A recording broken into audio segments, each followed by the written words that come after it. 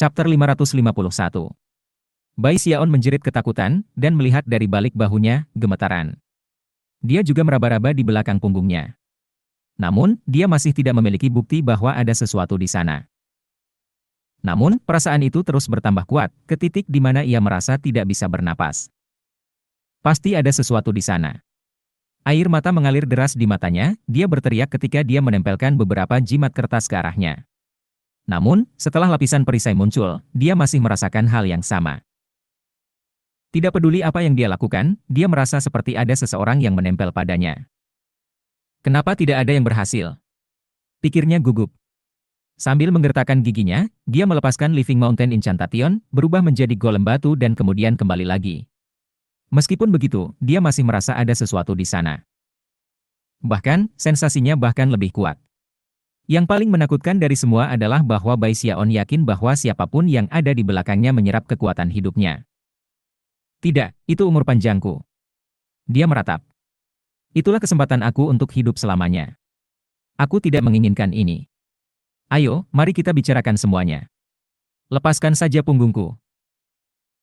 Dia bahkan mengeluarkan Eternal Parasol dan menusuknya dari atas bahunya, tetapi siapapun yang terjebak di punggungnya menolak untuk mengalah. Bai Xiaon mulai merasa bingung, dan dia bahkan melangkah lebih jauh dengan menggunakan kerajaan Water Swamp-nya. Namun, tidak ada yang berubah. Apa yang harus aku lakukan? Jangan bilang bahwa aku, Bai Xiaon, akan kehilangan nyawaku di sini. Aku menolak untuk menerima ini. Aku masih muda. Aku bahkan belum menikah. Aku belum punya anak. Namun, dalam kemarahan dan kesedihannya, ia hanya terus turun ke dalam kebingungan. Dia mulai terlihat agak lesu ketika berjalan dengan susah payah, bahkan sedikit terhuyung-huyung, seolah-olah dia didorong ke depan dari belakang. Yang benar adalah bahwa dia memang memiliki orang kertas di punggungnya, seolah-olah itu selalu menjadi bagian dari dirinya. Lebih jauh, itu dengan rakus menyedot basis kultivasi dan kekuatan hidupnya. Namun, orang kertas ini berbeda dari yang lain. Itu tidak putih. Itu merah. Selain itu, memiliki 6 mata, yang dibuka dan ditutup secara terus-menerus dengan cara yang sangat aneh. Ketika dia berjalan, dia tidak memperhatikan bagaimana, ketika orang-orang kertas lain akan muncul di dekatnya dan menatapnya dengan rakus, mereka kemudian akan melihat orang kertas merah di punggungnya, dan kemudian menggigil dan melarikan diri. Akhirnya, dia benar-benar sendirian, berjalan dalam kebingungan dan perlahan berubah menjadi sesuatu yang lebih seperti orang tua.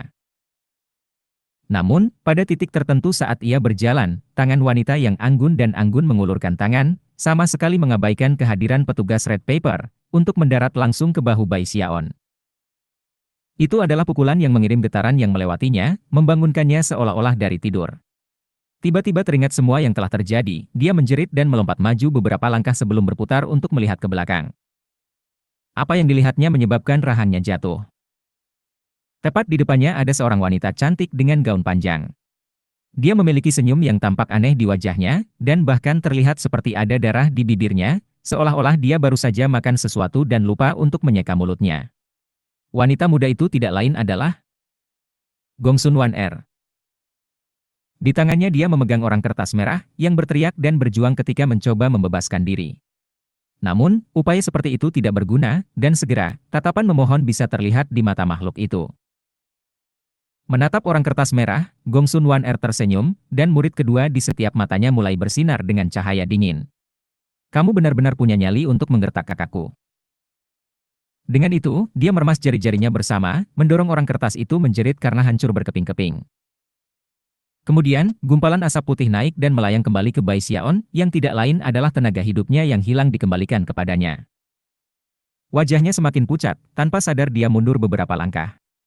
Untuk beberapa alasan, versi Gongsun Wan-er ini tampak seperti orang asing baginya. Ketika dia mengingat kembali ingatan masa lalunya, dia yakin itu sudah sangat lama sejak dia merasakan hal seperti ini. Bahkan, sekarang dia memikirkannya, dia menyadari bahwa Gongsun Wan-er selalu tampak sedikit berbeda setelah dia kembali dari sekte aliran darah. Ditambah lagi, darah di bibirnya jelas bukan darahnya sendiri, itu berasal dari sesuatu yang dia makan. Bai Xiaon segera mulai terengah-engah karena perasaan menakutkan yang membuat rambut membanjiri dirinya. Rasa dingin yang menyeramkan di daerah itu jauh melampaui apapun yang dia rasakan dari topi merah atau roti berlumur darah. Bahkan sarang kertas tidak sedingin ini. Yang paling mengejutkan dari semua itu adalah bagaimana dia memanggilnya kakak, yang, untuk alasan yang sangat aneh, tampak akrab.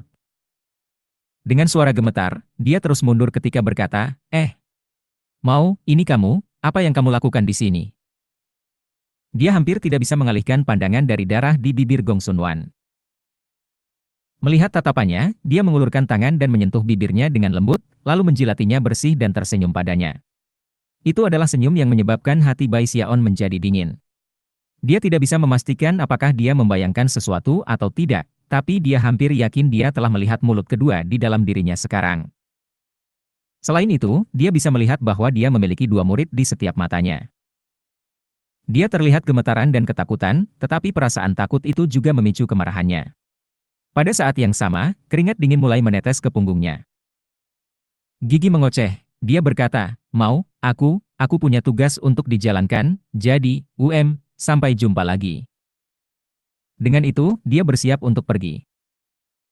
Gong Sun Wan menutupi senyumnya dengan tangan, dan berkata, mengapa kamu tidak ikut bermain denganku, kakak? Anehnya, suaranya berbeda dari sebelumnya, dan hampir seperti anak kecil. Saat bergema bolak-balik di terowongan labirin, tubuh Bai Xiaon menjadi kaku, dan matanya melebar. Cara dia memanggilnya kakak besar sudah tampak akrab, dan sekarang dia mendengar suara anak itu, pikirannya mulai berputar. Sambil berteriak, dia mundur lagi. Matanya dipenuhi rasa tidak percaya ketika dia menunjuk ke Gong Sun Waner dan berkata, siapa kamu? Bagaimana kamu bisa melupakan aku, kakak? Meskipun kata-katanya diucapkan dengan lembut, mereka jatuh seperti guntur dalam pikiran Bai Xiaon. Kenangan membanjiri benaknya saat dia berpikir kembali ke dunia pedang yang jatuh, dan bagaimana di antara Bani Soul itu ada seorang gadis muda yang memegang boneka beruang kulit yang berdarah. Bagaimana ini mungkin? Pikirnya, mulut dan tenggorokannya mengering. Dia merasa seperti menjadi gila, dan bahkan tidak bisa bernapas. Itu hampir seperti dipukul di kepala berulang kali dengan tongkat besar. Gong Sun Wan tersenyum pada reaksinya.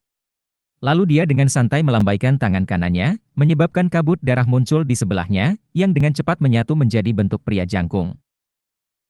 Dia kekar dan kekar, tetapi menakutkan, tidak memiliki kulit. Otot-otot yang berlumuran darah adalah yang bisa dilihat, dengan pembuluh darah biru yang kadang-kadang menonjol di sana-sini. Begitu Bai Xiaon melihat wajah pria kekar itu, sebuah nama muncul di benaknya. Lei Shan. Pria ini pernah dipilih dari sekte aliran mendalam. Lei Shan. Berdasarkan kekuatan basis kultivasi bergulir darinya, kekuatannya sebanding dengan tahap Naschen Soul.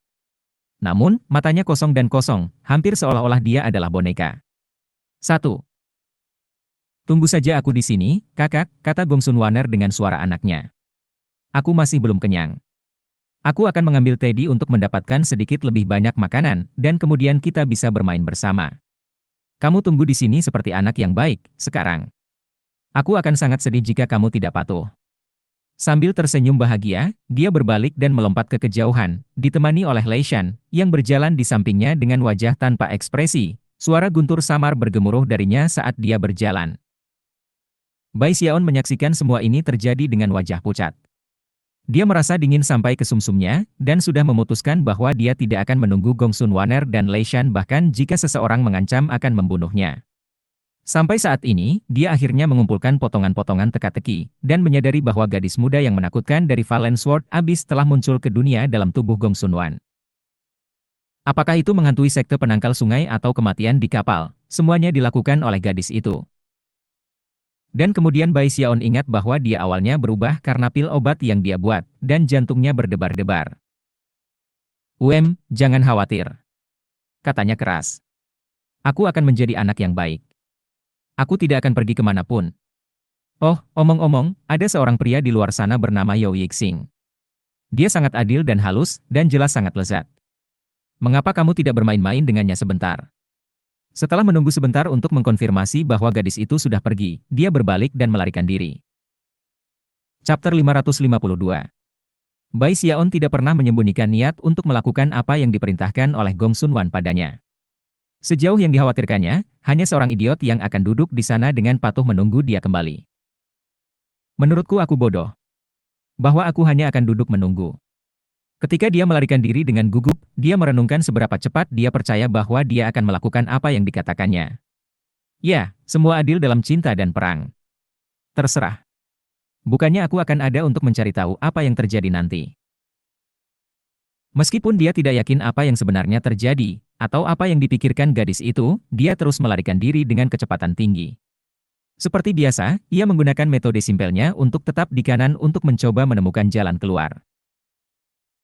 Beberapa hari berlalu, di mana dia tidak bertemu dengan siapapun, dan tidak pernah mengalami situasi yang aneh juga. Karena itu, ia menambah kecepatan, dan akhirnya, jalur gerakannya seperti yang dijelaskan dalam slip giok menjadi lebih jelas. Akhirnya, dia berhenti dan memeriksa peta calon tersebut. Kemudian dia memandang sekeliling-sekelilingnya sejenak. Meskipun dia tidak bisa benar-benar yakin, setelah memeriksa slip batu giok, dia cukup yakin bahwa dia telah melewati daerah ini sebelumnya. Jadi, tempat ini adalah lingkaran besar. Labirin terdiri dari sejumlah besar cincin konsentris besar yang saling berhubungan. Apa yang aku asumsikan adalah dinding kanan sebenarnya adalah dinding kiri di lokasi lain. Mereka adalah tembok yang sama. Kalau begitu, ada dua kemungkinan. Yang pertama adalah bahwa semua cincin di labirin adalah jalan buntu yang tidak pernah berakhir, dan hanya satu dari cincin itu yang keluar. Kemungkinan lainnya adalah tidak ada cincin yang keluar, dan bahwa pintu keluar ada di beberapa lokasi lain. Bai Xiaon menggosok dahinya dan menghela nafas. Terlepas dari berapa lama dia berada di labirin, dia tidak tahu apakah ada orang lain yang menemukan jalan keluar. Meskipun itu adalah tempat yang besar dan rumit, ada banyak jenius luar biasa di antara para pembudidaya, jadi hanya karena dia tidak memecahkan teka-teki itu tidak berarti tidak ada orang lain yang memilikinya. Bergumam sedikit, dia memandangi batu giok itu sedikit lebih lama, lalu menuju ke jalan setapak yang mengarah ke kiri, terus melacak kemajuannya saat dia berjalan. Setiap kali dia menemukan tempat yang dia pikir telah dia lewati sebelumnya, dia akan memilih jalan yang berbeda. Namun, sepanjang waktu, ia umumnya terus ke kanan. Aku harus menemukan tempat di mana cincin ini terhubung ke cincin berikutnya. Pasti ada di sekitar sini. Sambil menggertakkan giginya, dia melanjutkan untuk mencari. Tidak ada jaminan bahwa metode ini akan menemukan aku jalan keluar, tetapi selama tidak ada yang mengganggu dan membuat aku tersesat lagi, aku pikir itu memiliki peluang bagus untuk berhasil. Setengah bulan kemudian, Bai Xiaon tampak agak kuyuh. Namun, ia telah lama menemukan jalan ke cincin berikutnya, dan juga telah mengkonfirmasi bahwa itu juga jalan buntu yang tidak pernah berakhir. Namun, dia tidak menyerah mencari jalan ke dering berikutnya. Seiring berlalunya waktu, nasib buruk tampaknya semakin jauh dari sebelumnya, dan nasib baik sepertinya sudah dekat. Sebulan lagi berlalu. Pada titik ini, slip giok Bai Xiaon dipenuhi dengan garis besar yang rumit dari berbagai jalur yang telah ia tempuh. Saat dia bergerak, dia terus-menerus asyik mempelajari peta yang sedang berlangsung. Akhirnya, dia berhenti di tempatnya dan mendongak untuk mendapati bahwa di depannya ada lapangan terbuka lebar. Alun-alun tidak berisi lilin atau roti berlumur darah. Tepat di tengah-tengahnya ada sebuah altar dengan pintu bercahaya di atasnya. Begitu dia melihat pintu itu, hatinya membengkak karena kegembiraan. Aku akhirnya menemukannya. Bai Xiaon mengambil beberapa saat untuk menenangkan dirinya. Selain itu, dia tidak hanya membabi buta menuju pintu.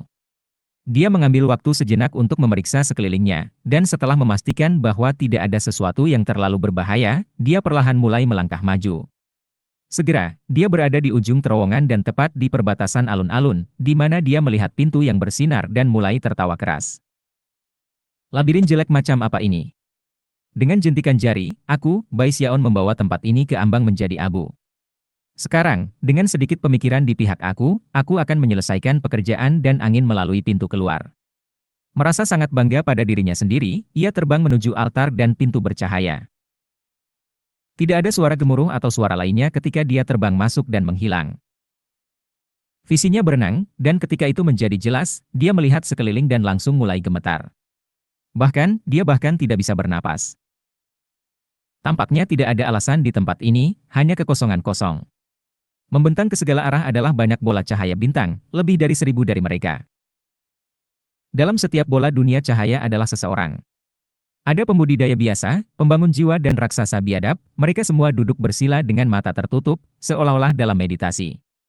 Kadang-kadang, ekspresi wajah mereka akan berubah. Beberapa akan menggertakkan giginya, beberapa akan terlihat gembira. Segala macam emosi yang berbeda dapat dilihat. Bai Xiaon sebenarnya mengenali banyak orang di bola sebagai orang-orang baik dari tembok besar dan Wildlands yang telah berkumpul di luar labirin. Sepertinya lebih dari 1.000 orang sampai di ujung labirin sebelum aku. Setelah melihat-lihat sebentar, dia melihat Chen Hetian, Zhao Tianjiao dan Chen Yueshan. Di antara orang-orang dari Wildlands, ia melihat seorang wanita dalam gaun merah panjang. Nyonya Merah Debu. Bola bercahaya Nyonya Merah Debu sangat menarik perhatian, mengirimkan cahaya yang menyilaukan ke segala arah, menjadikannya lebih terang daripada bola lainnya. Bahkan cahaya 100 bola bercahaya lainnya tidak akan mendekati miliknya. Setelah memeriksa situasi sedikit lebih dekat, Bai Xiaon menyadari bahwa dia juga dikelilingi oleh bola cahaya bintang yang bersinar, dan bahwa dia hanyalah satu di antara kelompok lebih dari 1.000 orang yang mengambang di langit berbintang ini. Di tengah-tengah semua bintang, mengambang di sana tepat di kekosongan yang tak terbatas, adalah prasasti batu mengejutkan, mengaduk jiwa dengan ukuran besar. Bai Xiaon bahkan tidak bisa tahu persis seberapa besar itu. Itu tertulis kata-kata di permukaannya yang menggambarkan aturan persidangan dengan api di sini. Selain itu, setiap bola bercahaya dihubungkan ke prasasti batu dengan benang berkilauan samar. Bai Xiaon gemetar ke dalam saat melihat prasasti batu kedua ini, yang terlihat mirip dengan yang pertama di luar labirin.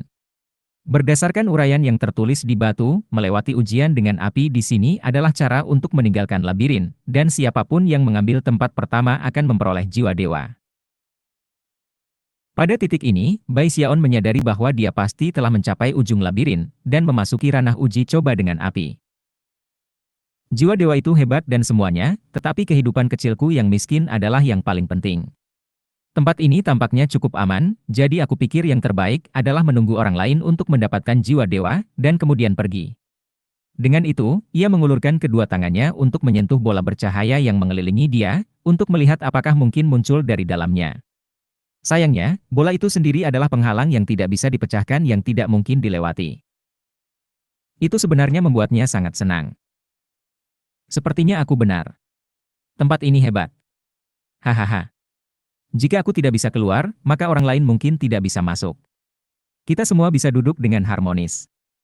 Dia cukup senang dengan betapa adil dan mempertimbangkannya dunia cobaan dengan api ini. Bahkan ketika dia menikmati kegembiraannya, dia melihat cahaya bintang di kejauhan membentuk bola yang bersinar. Di dalam, sesosok bayangan muncul yang dengan cepat menjadi berbeda. Yo Yixing.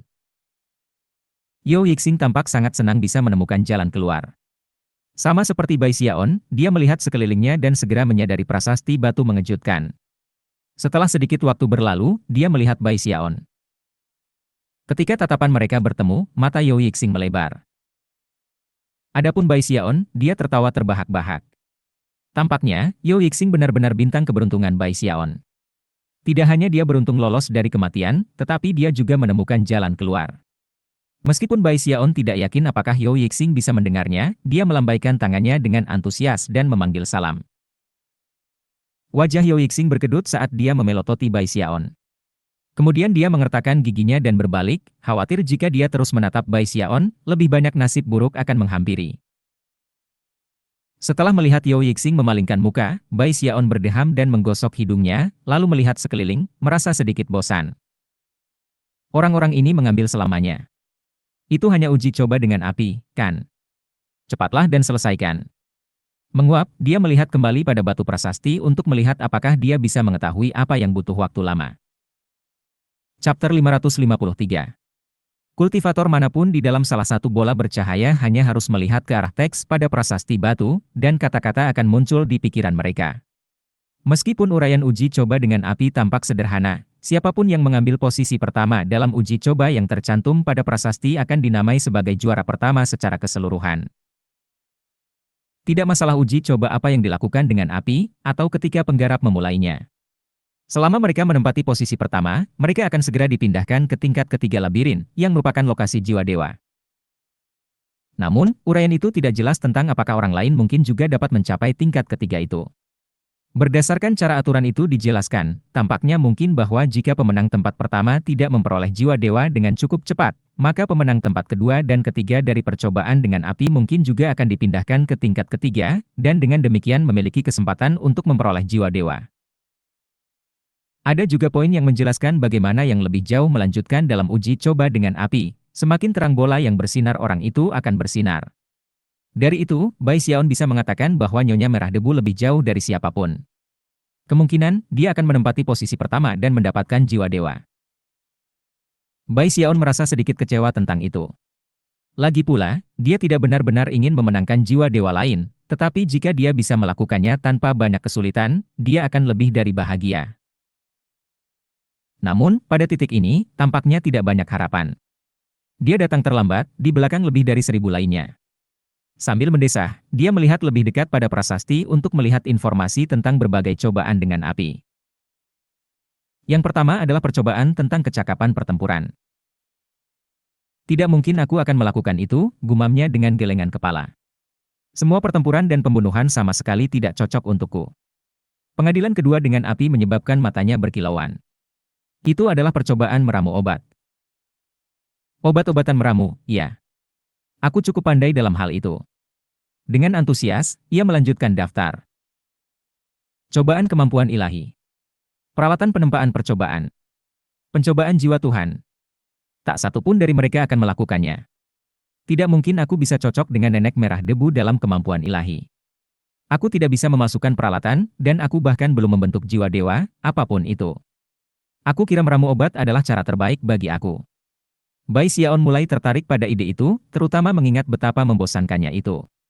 Dengan itu, ia terus melihat sisa cobaan. Pengadilan Persatuan Tertinggi. Uji coba peningkatan semangat. Persidangan tubuh pemberani. Bai Xiaon tidak tahu apa persidangan Persatuan Tertinggi, jadi dia menolaknya. Adapun persidangan badan pemberani, dia punya spekulasi. Kedengarannya seperti itu adalah ujian kekuatan tubuh kedagingan. Jelas bukan untuk aku. Terlalu berbahaya. Dia terus melihat ke bawah batu prasasti, yang di atasnya setidaknya ada 100 cobaan berbeda dengan segala jenis api.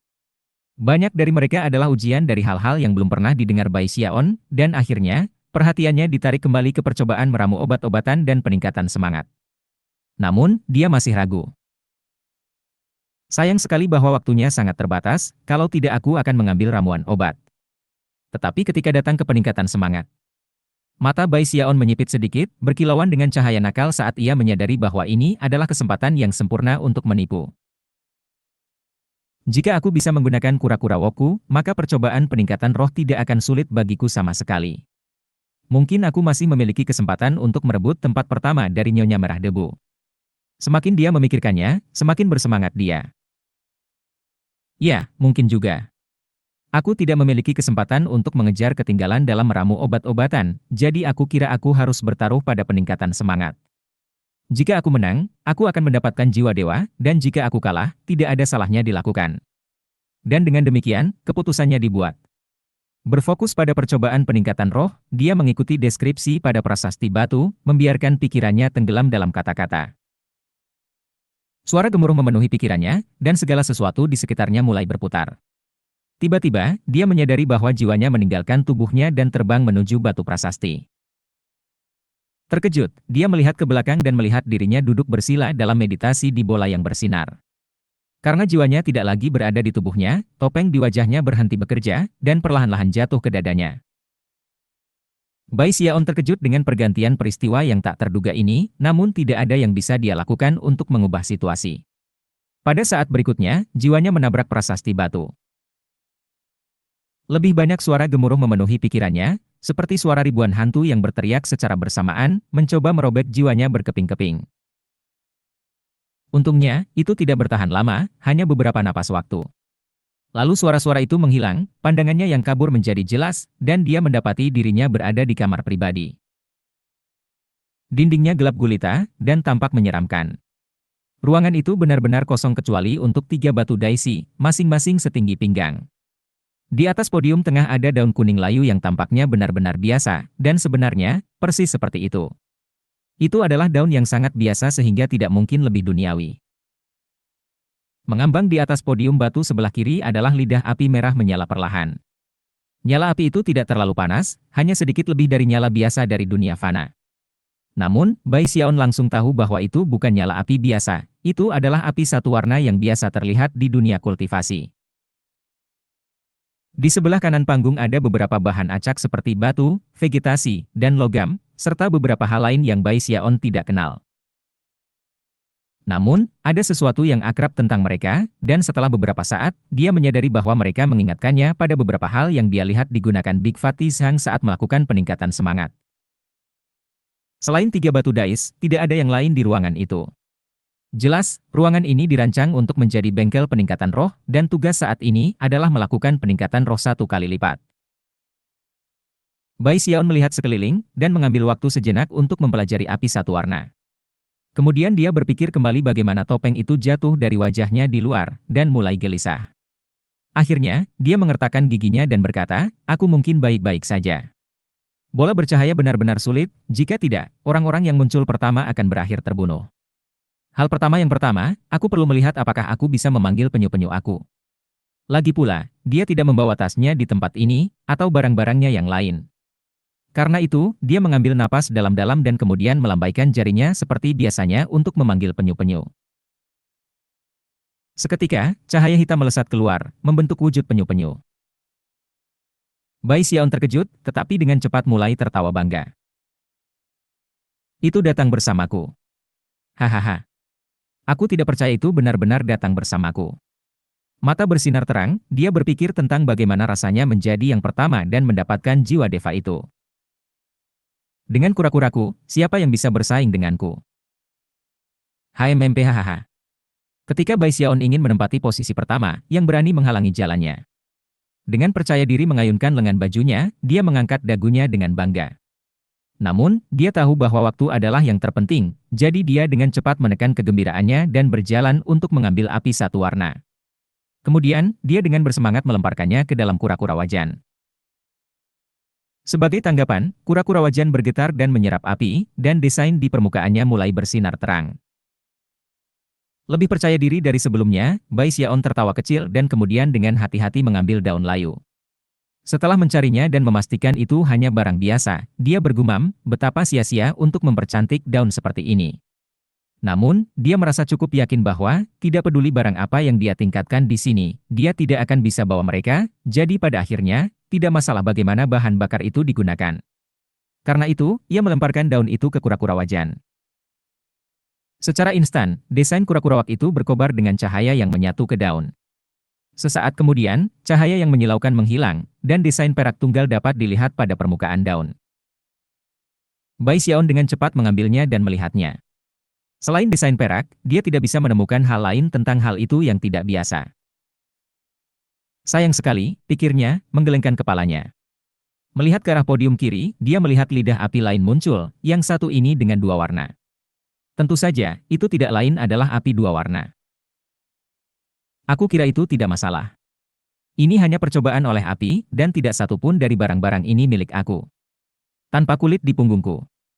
Dengan itu, dia dengan santai mengambil api 2 warna dan memulai peningkatan semangat lainnya.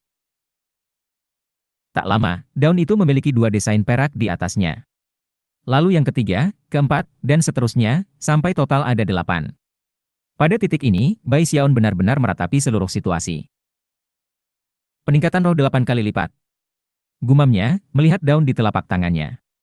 Itu masih layu, tetapi jelas lebih tahan lama dan tangguh dari sebelumnya. Itu bahkan bersinar sedikit, dan jelas lebih dari sekadar daun biasa.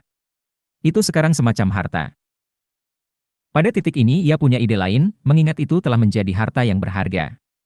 Jika dia bisa mencapnya untuk dirinya sendiri, maka mungkin itu akan mengenalinya sebagai tuannya, dan kemudian membiarkannya membawanya pergi ketika dia pergi. Berharap yang terbaik, ia melakukan gerakan mantra dan menunjuk, mengirimkan tanda pribadinya ke daun, yang bersinar sebagai respons. Itu sukses. Senang, Bai Xiaon mengambil api 9 warna dan mulai melakukan peningkatan semangat lain. 9-10. Tak lama, ada 10 desain perak yang mengejutkan di permukaan daun. Meskipun masih tampak layu, sifat dasarnya telah berubah, dan sekarang bersinar dengan cahaya yang terang. Siapapun yang melihatnya akan menganggapnya batu giok atau batu berharga lainnya. Peningkatan 10 kali lipat. Bai Xiaon bergumam. Melihat ke arah mimbar batu, dia memperhatikan ketika nyala 11 warna mulai terbentuk, memikat dan memikat perhatian. Paling akurat berbicara, nyala 11 warna itu sebenarnya tidak terdiri dari 11 warna. Namun, Bai Xiaon bisa tahu hanya dengan melihatnya bahwa itu adalah 11 api berwarna. Mustahil untuk menggambarkan dengan tepat bagaimana dia mengetahuinya. Lebih jauh, ada sesuatu tentang bagaimana api terus berubah yang menarik jiwanya dengan kekuatan yang mengejutkan. Berpikir kembali ke desain emas pada panah jiwa api, mata Bai Xiaon berkilauan, dan dia berpikir, di masa lalu, aku berspekulasi tentang transformasi ajaib apa yang akan terjadi dengan peningkatan semangat 11 kali lipat. Chapter 554. Ketika jiwa Bai Xiaon memasuki persidangan dengan dimensi api di dalam prasasti batu, tidak ada orang lain yang berpartisipasi dalam persidangan bisa melihat. Namun, Yao Yixing masih belum memilih uji coba mana yang akan masuk.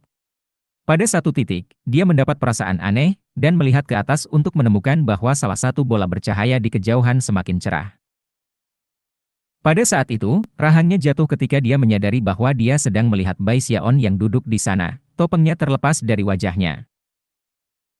Bola bercahaya Bai Xiaon jauh lebih terang daripada sebelumnya, dan dari tampilan itu, tampaknya sudah berada di antara 500 bola paling terang. Jadi, ternyata dia benar-benar Bai Xiaon. Bagaimana dia bisa begitu cepat? Uji coba apa yang dia lakukan? Tidak yakin bahwa Bai Xiaon mungkin bisa maju begitu cepat, dia mengambil napas dalam-dalam dan mengalihkan pandangannya, bertekad untuk hanya fokus pada uji coba sendiri dengan api. Sementara itu, kembali di bengkel peningkatan roh pribadi, kura-kura wajan itu menyerap nyala api yang berwarna 11, dan Bai Xiaon sedang melihat untuk mengantisipasi ketika daun mulai bersinar terang. Cahaya itu jauh lebih menyilaukan daripada dari 10 peningkatan sebelumnya, menyebabkan perak membanjiri daerah itu. Tapi kemudian, ketika Bai Xiaon memandang dengan mata lebar, 10 desain perak tumpang tindih berubah menjadi desain emas tunggal. Jadi, itu benar-benar bekerja seperti itu. Pada titik ini, Bai Xiaon menganggap proses itu selesai. Namun, secara tiba-tiba, kejadian yang tak terduga, seketika desain emas muncul, daun menggeliat, dan mulai berubah menjadi hijau. Setelah itu benar-benar hijau, kekuatan hidup bisa dirasakan di dalamnya, meninggalkan Bai Xiaon disambar. Bagaimana ini mungkin? Serunya. Bahkan ketika dia memandang, tangkai daun mulai tumbuh, berubah menjadi cabang yang bahkan memiliki lebih banyak daun. Yang mengejutkan, bahkan dedaunan itu mulai tumbuh menjadi cabang yang lebih besar. Bai Xiaon lupa bernapas ketika dia melihat bentuk batang pohon kecil, dan lebih banyak cabang menyebar. Sampai saat ini, kura-kura wajan sebenarnya berisi pohon kecil. Pohon itu dipenuhi dengan kekuatan hidup, dan tampak benar-benar jasmani. Desain emas yang mempesona bisa dilihat di permukaannya. Selain itu, transformasi yang luar biasa telah sepenuhnya menghapus tanda Bai Xiaon sendiri. Dengan peningkatan semangat 11 kali lipat, satu daun itu berubah menjadi seluruh pohon. Peningkatan 11 kali lipat bahkan menghapus tanda branding aku. Dan desain perak berubah menjadi emas. Namun, setelah melihat lebih dekat pada pohon itu, Bai Xiaon dapat mengatakan bahwa itu tidak sepenuhnya stabil. Kadang-kadang, itu akan kabur, seolah-olah ada di suatu tempat di antara tingkat daun dan pohon. Itu adalah karakteristik yang sama yang dimiliki oleh panah jiwa api. Bai Xiaon benar-benar terguncang oleh peningkatan semangat berharga yang telah dia lakukan. Pada saat ini, dia memiliki pemahaman yang lebih dalam tentang bagaimana peningkatan semangat bekerja. Dengan itu, dia melakukan gerakan mantera dengan tangan kanannya dan menunjuk, berharap bahwa dia bisa menandai tandanya pada pohon kecil untuk membuatnya menjadi miliknya. Begitu tanda menetap di pohon, Bai Xiaon mengkonfirmasi bahwa bahkan item peningkatan semangat 11 kali lipat juga bisa dicap sebagai master. Jadi, pikirnya, menggerogoti bibirnya, ketika sebuah harta menerima peningkatan semangat 11 kali lipat, itu berubah pada tingkat mendasar. Tidak masalah siapa pemiliknya sebelumnya, siapapun yang meninggalkan tanda branding di atasnya akan menjadi tuannya yang baru. Pada titik ini, ia benar-benar lupa tentang tujuannya mengambil tempat pertama dalam persidangan dengan api. Semua minatnya terfokus pada peningkatan semangat. 10 perangkat tambahan pertama meninggalkan desain perak. Mungkinkah bahwa 10 berikutnya semua meninggalkan desain emas? Tapi bagaimana dengan setelah itu? Desain seperti apa yang akan muncul saat itu? Mata Bai Xiaon bersinar dengan kecerahan yang belum pernah terjadi sebelumnya ketika dia melihat ke arah mimbar batu, di mana nyala api lain terbentuk. Tanpa ragu sedikit pun, dia mulai melakukan lebih banyak peningkatan semangat. 12 kali lipat. 13 kali lipat. 14 kali lipat. Lebih banyak desain emas muncul di permukaan pohon kecil itu, sampai ada 4. Pada saat yang sama, pohon itu tumbuh lebih sehat dan kuat. Batangnya menjadi lebih tebal, dan lebih banyak cabang menyebar, yang masing-masing ditutupi dengan banyak daun. Juga, tekanan kuat mulai menyebar dari pohon. Ketika Bai Xiaon merasakan tekanan yang semakin kuat datang dari pohon, kegembiraannya tumbuh. Pada saat ini, dia benar-benar terpesona dengan peningkatan semangat, dan matanya terpaku pada pohon ketika dia meraih api 15 warna dan memulai peningkatan lainnya. Segera setelah peningkatan roh selesai, penyuajan mulai bergetar dengan cara yang belum pernah terjadi sebelumnya. Ini adalah reaksi yang belum pernah disaksikan Bai Xiaon sebelumnya, cahaya keemasan yang bersinar dari wajan itu begitu kuat sehingga hampir benar-benar menyilaukan. Pada saat ini, Bai Xiaon menyadari bahwa peningkatan 15 kali lipat harus menjadi titik di mana transformasi drastis terjadi. Tapi transformasi apa? Bai Xiaon bergumam, menggerogoti bibirnya dengan penuh semangat. Segera, desain emas pada kura-kura wajan memudar, dan pohon itu tumbuh lebih besar. Pada saat yang sama, ia mulai berdenyut dengan kekuatan Deva. Deva. Bai Xiaon berkata tanpa ekspresi, ekspresinya sangat tidak percaya. Meskipun dia tidak pernah berinteraksi dengan Deva berkali-kali, dia telah melakukannya cukup untuk mengenali fluktuasi alam dewa. Setelah memperhatikan pohon itu dengan hati-hati, dia mengulurkan tangan untuk menyentuhnya, dan ketika dia melakukannya, dia tiba-tiba merasa seolah-olah terhubung dengan surga. Aku tidak percaya bahwa peningkatan roh sangat misterius. Ekspresi berkedip, dia mundur beberapa langkah. Kemudian, tampaknya terpesona, dia meraih lidah api berikutnya dari podium batu dan memulai peningkatan semangat lainnya. Gemuruh. 16 kali lipat. 17 kali lipat. 18 kali lipat. 19 kali lipat. 20 kali lipat. Dia melakukan 5 peningkatan roh secara berturut-turut, menyebabkan pohon itu tumbuh lebih besar dan lebih besar. Pada saat ini, sepertinya itu memenuhi sebagian besar bengkel, dan bahkan sepertinya akan menembus dinding untuk melanjutkan pertumbuhannya. Setelah melihat ke atas, Bai Xiaon bahkan tidak bisa melihat puncak pohon. Untungnya, masih ada ruang di dalam kura-kura untuk terus melakukan peningkatan roh.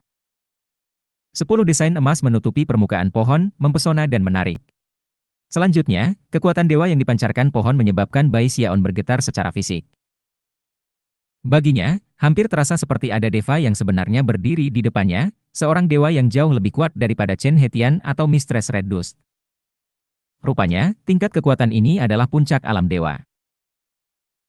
Itu seperti badai petir yang, jika menyentuh Bai Xiaon, akan membunuhnya dalam jiwa dan raga, terlepas dari seberapa kuat tubuhnya. Bahkan, Bai Xiaon cukup yakin bahwa itu bahkan cukup kuat untuk membuat Chen Hetian dan Nyonya Merah Debu benar-benar tidak berdaya. Yang lebih menarik bagi Bai Xiaon adalah kenyataan bahwa pohon itu masih memiliki tanda di atasnya. Dengan satu pemikiran dan gelombang jari, dia bisa membuatnya menjadi benda ajaib miliknya sendiri. Dengan item ajaib seperti itu, dia benar-benar yakin bisa mendominasi Chen Hetian atau Nyonya Merah Debu. Aku menciptakan harta ini karena kura-kuraku. Aku bertanya-tanya apakah ada harta berharga lainnya di dunia yang memiliki peningkatan roh 2 kali lipat. Jika aku bisa membawa pohon ini bersamaku, maka aku pasti mendapatkan emas. Aku bisa segera kembali ke sekte penangkal sungai. Namun, kegembiraannya dengan cepat berubah menjadi keprihatinan tentang apa yang dipertaruhkan. Mengingat betapa kuatnya pohon itu, dia tidak bisa membayangkan bahwa dia benar-benar akan bisa mengeluarkannya dari tempat ini. Karena itu, ia menjangkau lidah api terbaru dan memasukkannya ke dalam wajan penyu. 21 kali lipat. Sementara itu, di luar, Yao Yixing merasakan rambutnya berdiri. Sebelumnya, dia telah memutuskan uji coba mana yang akan dipilih, dan baru saja akan memasukinya, ketika bola bercahaya Bai Xiaon mulai bersinar lebih terang. Yang benar adalah bahwa bola Bai Xiaon benar-benar meningkatkan kecerahan terlalu cepat. Mata Yao Yixing melebar ketika dia menyaksikannya dengan cepat melampaui hampir semua bola bercahaya lain di daerah. Semua orang di bidang itu telah tiba di daerah ini sebelum Bai Xiaon, dan sekarang, sama sekali tidak sesuai dengannya. Dia bahkan mengejar Nyonya Merah Debu, yang pernah menjadi pemimpin yang jelas. Meskipun dia belum menyusulnya, dari cara cahaya bulatannya memancarkan kecerahan tanpa batas, sepertinya tidak mungkin baginya untuk mengejar Nyonya Merah Debu. Mata Yao Yixing tidak bisa lebih lebar, dan pikirannya berputar. Yakin dia pasti melihat sesuatu, dia menggosok matanya, namun, setelah membukanya, tidak ada yang berubah. Bagaimana ini bisa terjadi? Dia bergumam melalui gigi yang digerogoti dengan marah, kecemburuannya meningkat. Sial, jangan bilang dia benar-benar akan mengambil tempat satu. Chapter 555. 21 kali lipat. Suara gemuruh bergema di dalam bengkel, menyebabkan dinding berguncang ke titik di mana mereka mulai pecah. Namun, 3 batu aster tetap di tempatnya. Adapun Bai Xiaon, dia meraih salah satu cabang pohon untuk stabilitas. Ketika dia melakukannya, 10 desain emas di permukaan pohon mulai menyatu. Bai Xiaon terengah-engah, dan memaksa dirinya untuk tidak berkedip saat dia menunggu untuk melihat transformasi apa yang akan terjadi dengan peningkatan semangat 21 kali lipat. Ini adalah kesempatan baginya untuk melihat kekuatan peningkatan roh yang tidak akan pernah bisa dilihatnya di luar. Saat ini, suara gemuruh yang kuat tidak hanya mempengaruhi area di sekitar pohon, prasasti batu besar di luar juga bergetar. Proses ini berlangsung selama sekitar selusin napas waktu, di mana mata Bai Xiaon melebar ketika 10 desain emas mulai berubah ungu. Pada akhirnya, mereka menjadi desain violet tunggal. Ketika desain violet selesai, pohon itu tidak terus tumbuh lebih besar. Sebaliknya, cahaya ungu menyilaukan bersinar, dan sebuah wajah tiba-tiba menjadi terlihat di permukaannya, seolah-olah itu berubah menjadi makhluk hidup. Ada sesuatu yang sangat kuno tentang wajah itu, namun, ketika itu membuka matanya, mereka bersinar seperti bayi ketika mereka melihat sekeliling dengan rasa ingin tahu. Aura deva pohon memudar, dan digantikan dengan tekanan yang bahkan lebih mengerikan. Meskipun tekanan sebagian besar tetap di dalam pohon, Bai Xiaon masih bisa merasakannya, dan bisa mengatakan bahwa jika dilepaskan, itu bisa melakukan hal-hal yang membingungkan. Kulit kepala Bai Xiaon sangat kesemutan sehingga rasanya seperti meledak. Pikiran berputar, dia dengan hati-hati memeriksa untuk melihat apakah tanda brandingnya masih di pohon. Ketika dia melihat bahwa tanda itu masih ada di sana, tidak berubah oleh peningkatan semangat 21 kali lipat, dia menghela napas lega. Setelah peningkatan ke-10, daun menjadi pohon. Setelah tanggal 20, pohon itu menjadi roh. Roh pohon. Semangat tanaman. Menelan keras-keras, dan menyeka keringat dari alisnya, dia memandang pohon dan wajahnya, yang masih kosong menatap matanya. Sambil menggertakkan giginya, dia berkata, apapun itu, tanda aku masih ada di sana.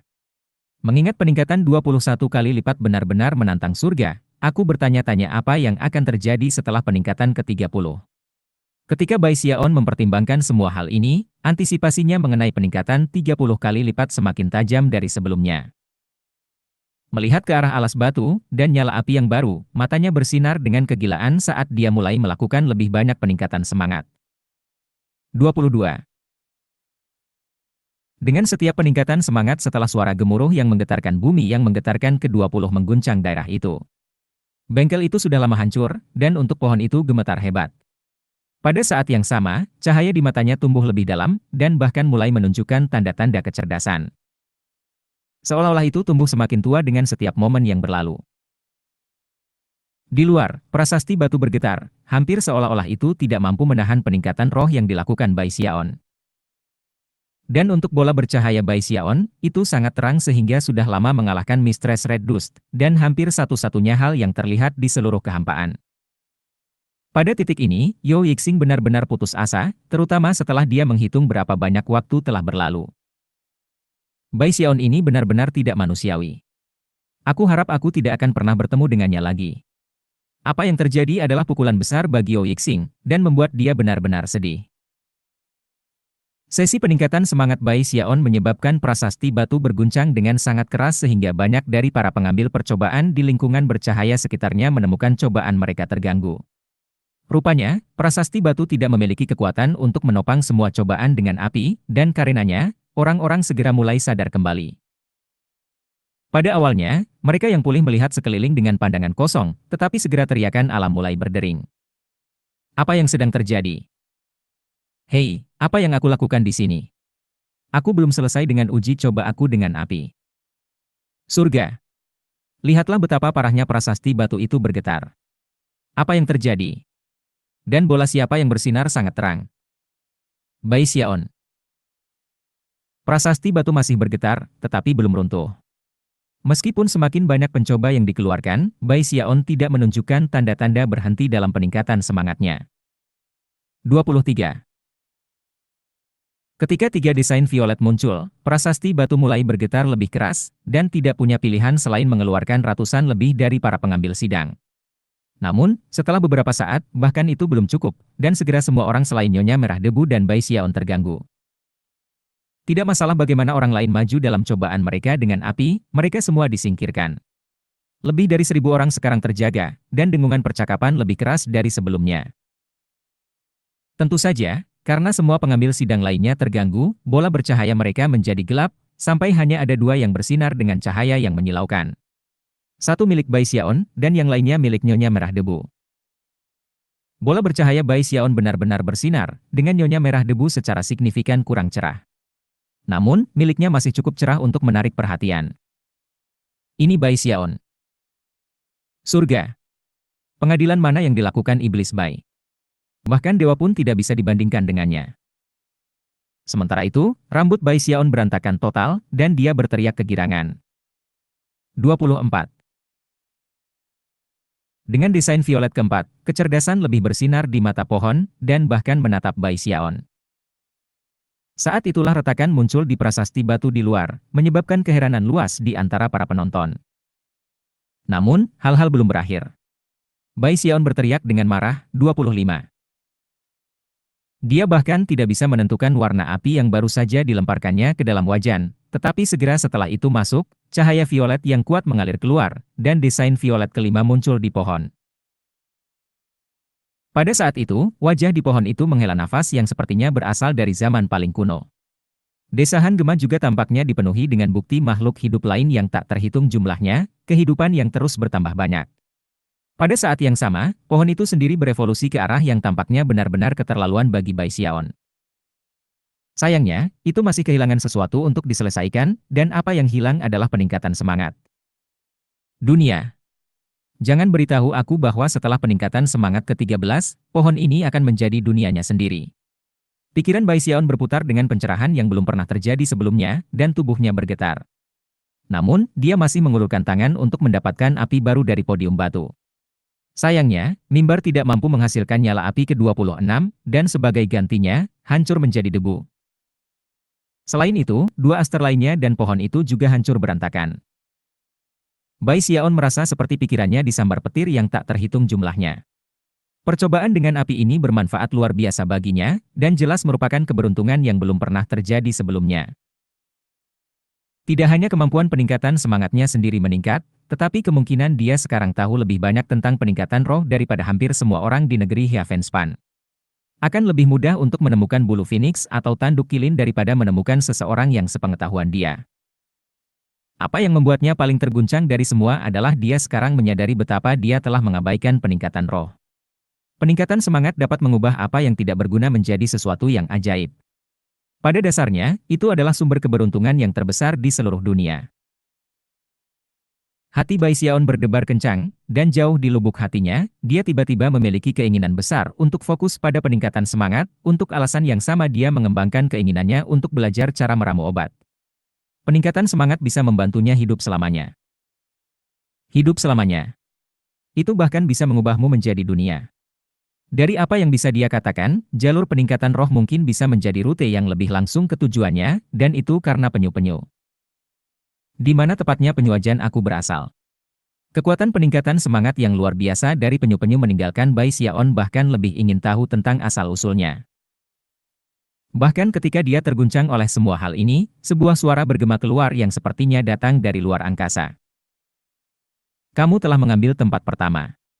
Pada saat yang sama, kegelapan yang mendalam menyebar ke ranah cobaan dengan api, sepertinya menyegelnya di tempat. Adapun Bai Xiaon, sebelum dia bahkan bisa bereaksi terhadap apapun, dia mendapati dirinya tersedot ke pusaran. Chapter 556. Di luar prasasti batu, dalam bola cahaya yang bersinar, mata Bai Xiaon terbuka. Sebuah tatapan kosong dapat terlihat pada mereka, dan sebelum dia bisa bereaksi, bola bercahaya itu menjadi pusaran lain yang menyedotnya ke dalam. Lalu pusarannya lenyap. Pada saat itu, prasasti batu akhirnya berhenti bergetar, meskipun retakan pada permukaannya tetap ada.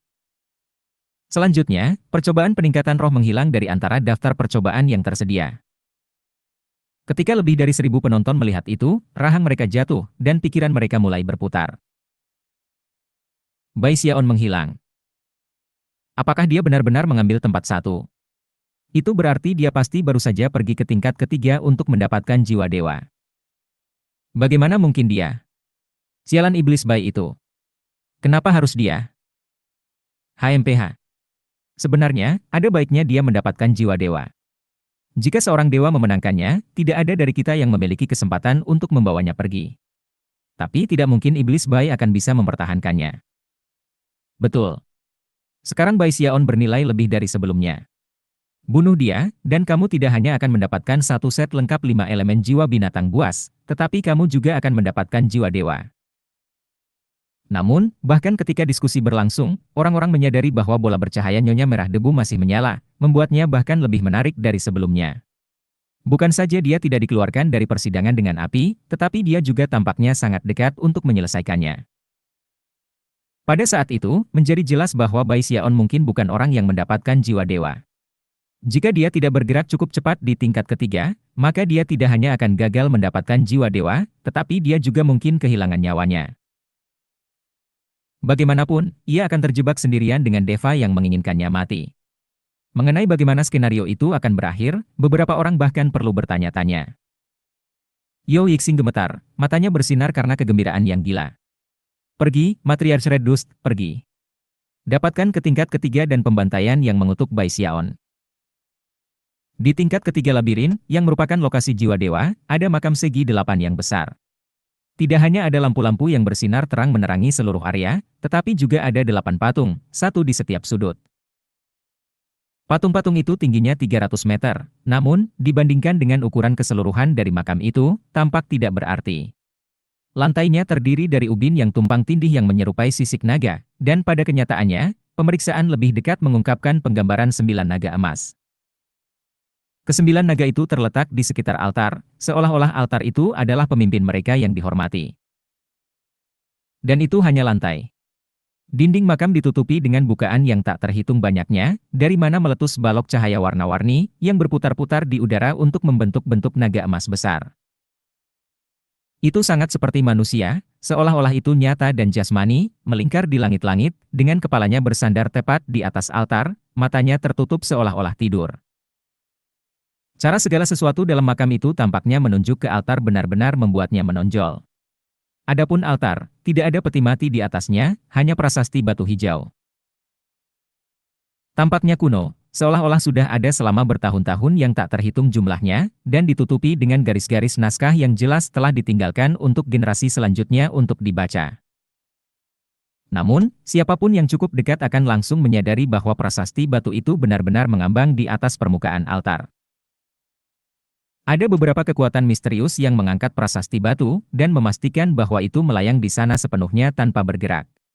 Selanjutnya, mengambang di ruang antara prasasti batu dan permukaan altar adalah gelang giok biru dan putih. Di dalam gelang giok ada gumpalan kabut hijau yang tampaknya merupakan penyulingan dari inti langit dan bumi. Kadang-kadang, kabut yang berputar-putar akan membentuk bersama menjadi setetes air, yang akan memunculkan fluktuasi jiwa dari alam dewa. Ini adalah jiwa dewa, dan jiwa dewa jenis air pada saat itu. Saat ini, cahaya keemasan berkedip-kedip di atas lantai emas sekitar 3.000 meter di sebelah kanan altar, yang merupakan tempat Bai Xiaon terwujud. Pada awalnya, Bai Xiaon tampak bingung, yang tidak mengherankan mengingat berapa banyak teleportasi yang baru saja ia lalui. Dia telah benar-benar fokus pada peningkatan roh, hanya untuk membuat jiwanya dibawa kembali ke bola yang bersinar. Kemudian, tepat ketika dia membuka matanya, dia dibawa ke tempat ini. Dia memandang sekeliling dengan pandangan kosong sesaat, lalu memperhatikan kepala naga emas di atas altar. Pada saat itu, matanya membelalak, dan dia tersentak dan mundur beberapa langkah. Kemudian dia melihat sekeliling pada semua lubang di dinding yang memproyeksikan cahaya yang membentuk naga. Oh, kupikir itu naga sungguhan, tapi ternyata itu palsu. Mencoba menakut-nakuti Lord Bai, ya. Bahkan ketika dia menghela napas lega, pikirannya mulai jernih, dan ketika dia mengingat semua yang baru saja terjadi, dia menyadari bahwa dia pasti berada di tingkat ketiga. Aku mengambil tempat pertama. Mata bersinar dengan kegembiraan memikirkan betapa dia mendapat manfaat dari semua ini, dia melihat sekeliling dan kemudian bersiap untuk terbang menuju altar. Namun, saat itulah wajahnya tiba-tiba jatuh. Wajiku. Tidak yakin apakah dia telah meninggalkan wajahnya selama teleportasi tiba-tiba, dia dengan cepat berusaha memanggilnya. Untungnya, cahaya hitam muncul, dan wajan itu muncul. Sambil mendesah lega, dia menyimpannya. Lalu dia ingat topengnya, dan melihat ke bawah untuk menemukan itu menempel di dadanya. Setelah mengenakannya kembali, dia bergegas menuju altar. Setelah menatap naga yang bersinar itu, dia mengulurkan tangan untuk melihat apakah dia bisa menyentuhnya, hanya untuk menemukan bahwa tangannya melewatinya. Akhirnya, dia sedikit rileks. Tempat ini didekorasi dengan sangat bagus. Ia memiliki naga yang bersinar di udara, dan bahkan lantainya terbuat dari naga. Kamu tahu, itu benar-benar mengingatkan aku pada sebuah makam, kecuali bahwa tidak ada peti mati. Pada titik ini, dia berdiri tepat di depan prasasti batu, dan dapat melihat bahwa tepat di bawahnya ada gelang giok putih dan biru, penuh dengan kabut. Banyak orang bahkan tidak akan pernah memiliki kesempatan untuk melihat satu dewa deva sepanjang hidup mereka, dan dengan demikian akan mengalami kesulitan mengidentifikasi satu dewa. Tapi Bai Xiaon sudah memiliki dua di tasnya memegang, dan karena itu, dia langsung menyadari bahwa kabut di gelang itu adalah jiwa dewa. Jelas, roh dewa sedang ditekan oleh kekuatan prasasti batu, yang juga akan membuatnya sulit untuk membawanya pergi. Menatap prasasti batu, Bai Xiaon mulai membaca naskah, di mana matanya melebar, dan dia tanpa sadar mengambil beberapa langkah ke belakang, matanya bersinar dengan tak percaya. Aku adalah Kaisar Agung generasi kedua, dan ini adalah salah satu dari 9 makam aku yang tidak berisi sisa-sisa kedagingan aku. Basis kultivasi aku berasal dari ayah aku, Kaisar sebelum aku.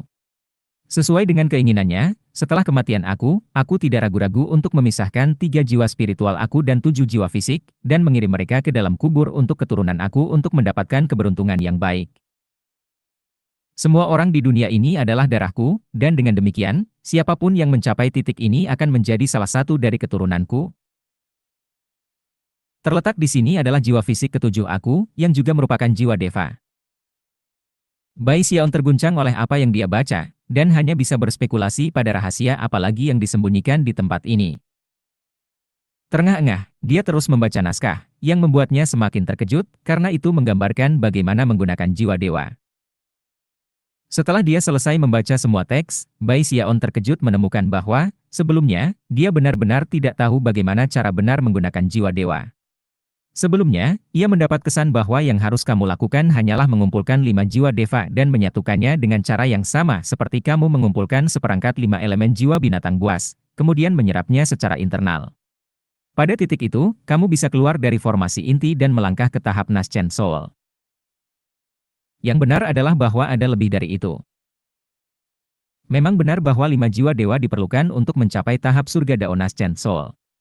Namun, tidak perlu menunggu sampai mengumpulkan satu set 5 sebelum mulai menyerapnya. Setiap jiwa dewa dapat diserap secara individu, dan kemudian digunakan untuk menghasilkan klon dengan basis kultivasi yang persis sama dengan diri sejati seseorang. Ini adalah pertama kalinya Bai Xiaon mendengar tentang hal seperti itu.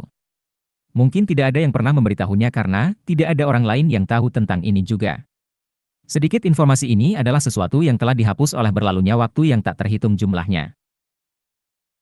Jika seseorang dapat menyerap 5 jiwa dewa yang berbeda dari jenis yang berbeda, tidak hanya kelima klon itu akan memberikan satu kecakapan pertempuran yang tak terlukiskan, tetapi semua yang harus dilakukan adalah menggabungkan klon dengan diri sejati seseorang, dan kemudian menggunakan kekuatan luar biasa itu untuk secara instan mencapai Naschen panggung jiwa tanpa kemungkinan gagal. Dari proses mencapai tahap Heaven Dao Naschen Soul, itu mungkin untuk melihat seberapa kuat itu. Tentu saja, ada sisi buruknya. Setelah menyerap bahkan satu dewa deva, menjadi mustahil untuk mencoba lagi untuk menggunakan jiwa binatang buas untuk membentuk jiwa yang baru lahir. Begitu seseorang mulai menyusuri jalan surga Dao Naschen Soul, seseorang tidak akan pernah bisa kembali. Chapter 557. Hati Bai Xiaon berdebar karena kenyataan bahwa, jika dia menghitung jiwa dewa ini tepat di depannya, dia sekarang memiliki 3 koleksinya. Selain itu, mereka semua adalah tipe-tipe jiwa yang berbeda. Jiwa deva sangat langka untuk memulai, dan tidak mungkin untuk mengatakan apakah atau kapan ia akan dapat menemukan 2 jenis yang berbeda. Setelah berpikir sebentar, dia menghela nafas. Lupakan. Pergi dengan Deva Beast Souls jelas merupakan taruhan yang paling aman. Meskipun dia agak kecewa karena pada dasarnya tidak ada cara baginya untuk mencapai tahap Heaven Dao Naschen Soul, dia cukup yakin bahwa tidak ada seorang pun di luar makam ini yang menyadari penggunaan lain dari jiwa dewa. Itu adalah sedikit informasi yang mungkin bisa dia peroleh dari nanti. Dengan pikiran seperti itu di benaknya, dia mengulurkan tangan untuk melihat apakah dia bisa menghapus naskah dari prasasti batu. Dengan begitu, jika orang lain datang, Bai Xiaon akan tetap menjadi satu-satunya orang yang mengetahui rahasia yang baru saja dia pelajari. Yang membuatnya senang, tes cepat membuktikan bahwa kata-kata pada prasasti batu telah ada di sana begitu lama sehingga hampir tidak ada upaya di pihaknya untuk menghapus beberapa dari mereka.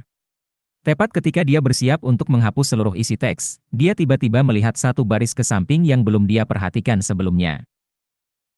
Aku sengaja meninggalkan kata-kata ini di belakang, dan dengan demikian, siapapun yang membelanya akan dikutuk. Terkutuk. Seru Bai Xiaon, matanya melebar dan rambutnya berdiri. Dia menarik tangannya dari prasasti batu seolah itu adalah besi panas. Sungguh menyeramkan, Kaisar Agung generasi kedua ini.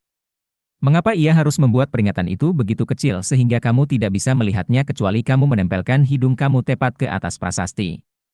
Jika dia tidak ingin orang menghapus teks, dia seharusnya menggunakan beberapa sihir untuk memastikan orang tidak bisa. Sambil menggertakkan giginya, dia memutuskan dia tidak bisa mengambil risiko lagi. Gagasan kutukan membuatnya benar-benar gelisah dan melihat sekeliling dengan ketakutan. Aku hanya menghapus beberapa kata, itu saja. Kelas itu tidak sengaja. Seharusnya tidak menjadi masalah.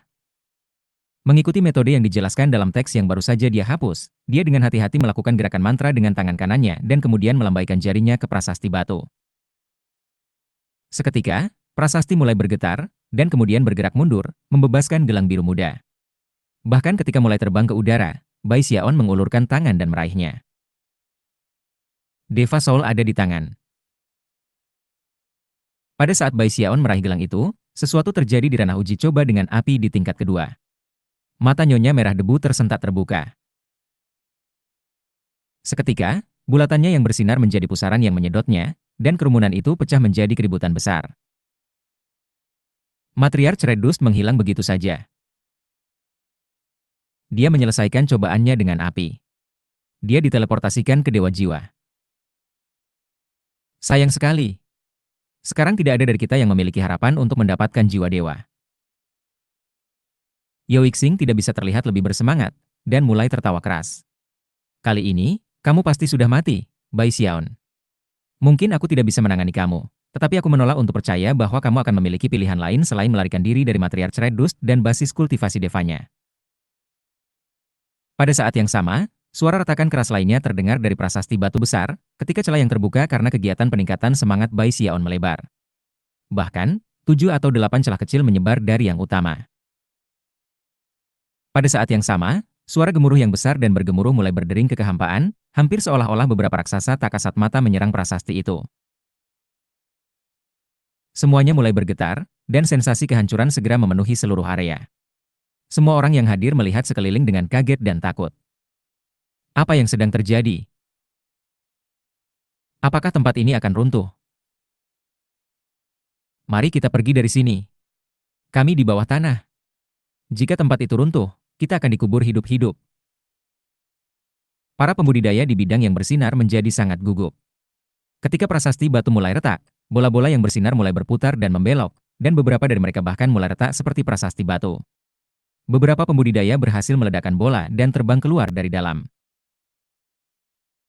Meskipun tidak ada dari mereka yang tahu mengapa keruntuhan yang segera terjadi, tampaknya bagi mereka bahwa seseorang telah memicu penghancuran labirin, yang berarti bahwa mereka dalam bahaya dibunuh. Ada sedikit waktu untuk perenungan. Setelah membebaskan diri dari bola yang bersinar, orang-orang mulai melaju kencang di sana-sini dalam upaya untuk menemukan jalan keluar. Yao Yixing juga membebaskan diri dan mulai bergabung dengan pencarian. Namun, lebih dari 1.000 orang dengan cepat menemukan bahwa, putus asa, tidak ada jalan keluar. Chen Hetian ada di antara mereka. Mata bersinar terang, ia terbang tinggi dalam upaya untuk menggunakan basis budidaya Deva untuk membebaskan diri. Boom terdengar, dan daerah tempat serangan Chen Hetian beriak dan berubah bentuk. Namun, depresi yang ia bentuk dengan serangannya dengan cepat pulih kembali, dan tanda-tanda kehancuran diri yang sudah dekat tidak berkurang. Jika ada, mereka tumbuh lebih jelas. Gelembung destruktif bahkan mulai muncul, yang secara instan akan menghancurkan kultivator manapun yang terlalu lambat untuk menghindarinya berkeping-keping. Wajah Chen Hetian jatuh pada kesadaran bahwa bahkan dia dengan kecakapan pertempurannya yang luar biasa dapat menghancurkan penghalang yang menuju keluar dari tempat ini. Tanpa ragu-ragu, dia memanggil dengan suara keras, dengarkan semuanya. Aku tidak peduli jika kamu dari Great Wall atau Wildlands, bergabung dengan aku dalam menyerang penghalang. Mari kita pergi dari sini.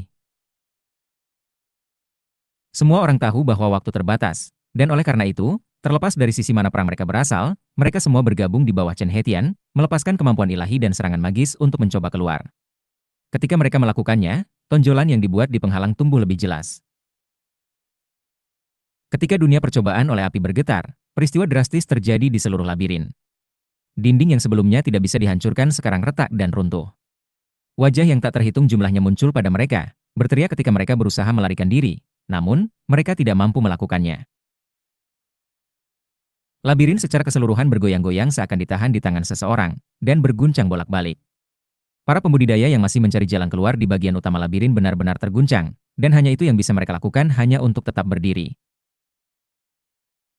Semua orang bisa tahu bahwa krisis besar sedang berkembang, dan bahwa seluruh area akan runtuh.